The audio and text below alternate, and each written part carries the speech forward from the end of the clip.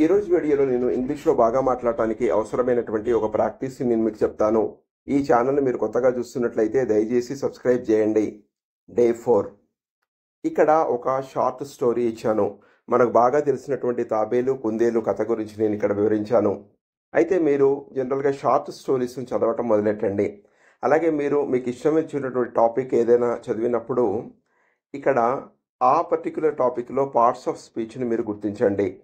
So ఇక్కడ మొదటి ఎక్సర్సైజ్గా నేను నౌన్స్ను ఈ పేరాగ్రాఫ్లో గుర్తించాను. అంటే నామవాచకాలను గుర్తించాను.